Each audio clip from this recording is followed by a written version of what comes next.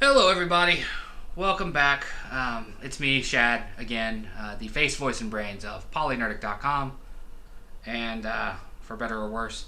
And I'm back with another video review. I know I've been churning these things out over the last weekend. I got this camera, and now that I have this camera in my possession, I just kind of want to do video stuff as much as possible. Probably much to your dismay, because you have to see this face.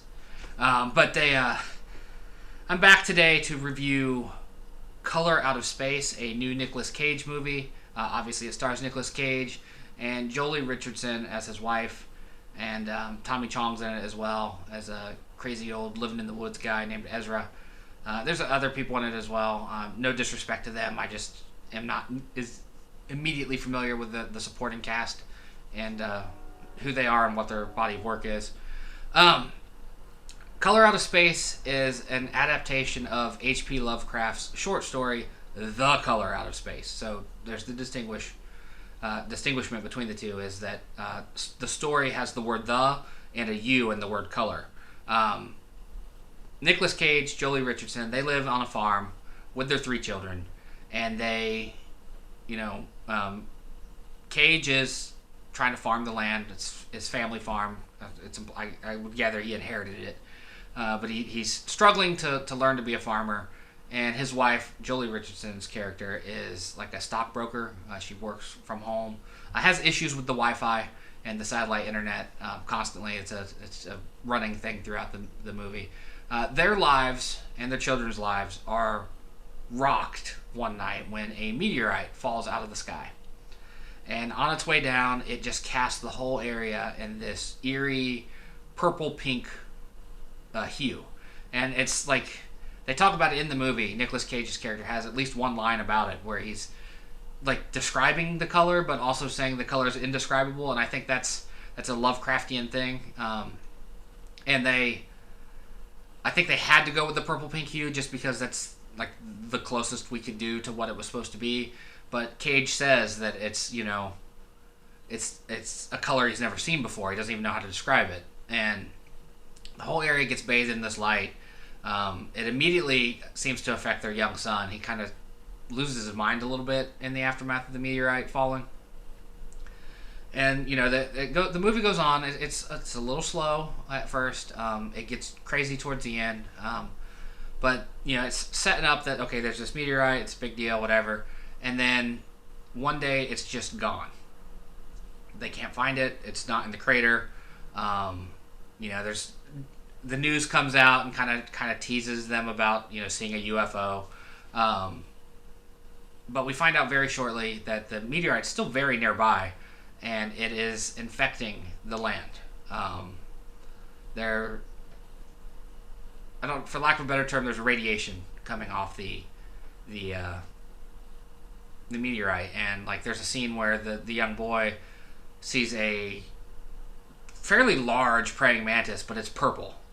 It's this like purple and blue color, and it's got too many eyes, and they're wrong for what a praying mantis. They're not the round eyes that a praying mantis should have. They're like there's like 3 of them on each side, and they're misshapen.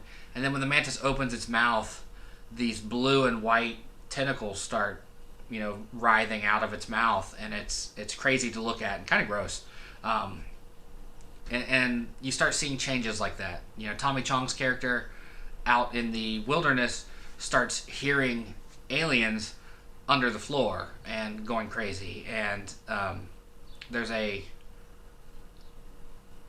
hydrologist, I guess is the correct scientific name, a water scientist that's there to, he's in the area doing surveys and stuff. I forget what the actual purpose is of him being there. But he starts advising people to not drink the water because he picked up some contamination of some sort in the water, and just advises people not to drink it. But people keep drinking it, and they keep going crazier and crazier and crazier. Like a jellyfish-looking thing comes out of the shower drain on Nicolas Cage, and he gets stung, and it screws his arm up. There's some crazy body horror in this as the meteorite takes effect on the land, and people start to lose their mind. And they start to hear things, see things. They start to mutate, for lack of a better term. There's a really gnarly scene with the mother and the young son that is I still haven't been able to get out of my head. The movie is fantastic, though. I highly recommend it. I give it an 8 out of 10. I know I said this on a previous review video that I tend to review things that... I tend to watch things that I think I'm going to like. Very rarely do I not like a thing I choose to spend my money on. I'm selective like that.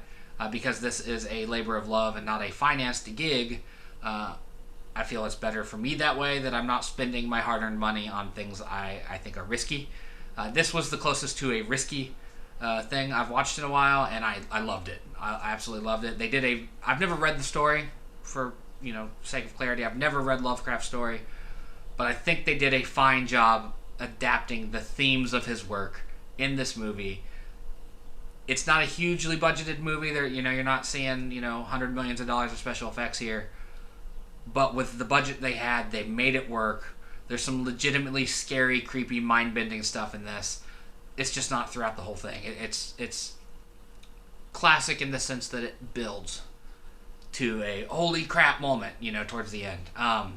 I recommend it, though, if you like Lovecraftian stuff, horrors from deep space, and there's fine acting in this. Everybody in it's pretty good. Even Chong, even Tommy Chong is fantastic in it. I think this movie is definitely worth your money. You could rent it right now. I did on the Xbox for like $3.99 for the standard definition version, $4.99 for the high def, and I think it's only like $10 to buy it if you choose to go that route. Definitely worth your time, though. Check out Color Out of Space. You won't be disappointed, I think. And also, if you're curious as to what the PolyNerdic rating scale is, I will put a link down below to show you how we break it down. As I said, though, very rarely do things get lower than a 5. I can't recall the last 5 I've given. Most things I watch I enjoy, and I enjoyed the hell out of this. So, give Color Out of Space a chance. If you have 2 free hours, go for it. It's a good ride. Nice story, well acted. Things get nuts, and I think you'll enjoy it if you like cosmic horror. Thank you for watching. Make sure you like, follow, and subscribe. You know the whole spiel. It's PolyNerdic on Twitter, Facebook, Instagram. We have a Patreon, so you can find us there. Not that I'm begging for money, but I will always accept donation. Deep in my pockets a little bit. Also, there is PolyNerdic on YouTube, obviously, if you're watching this. PolyNerdic on Twitch, if you like my live streams. And, of course, there is the PolyNerdic.com, the main website where everything goes up, including these videos. We recorded our first vlog today about the pandemic and the reactions to it and stuff like that. So that's also out there for you to see. But that does it for this particular video. I'll see you next time, or you'll hear me next time if you listen to the Ordinary podcast on Saturday, or if you watch the video game content, since my face is not anywhere on that. Thank you for watching. I'll see you next time.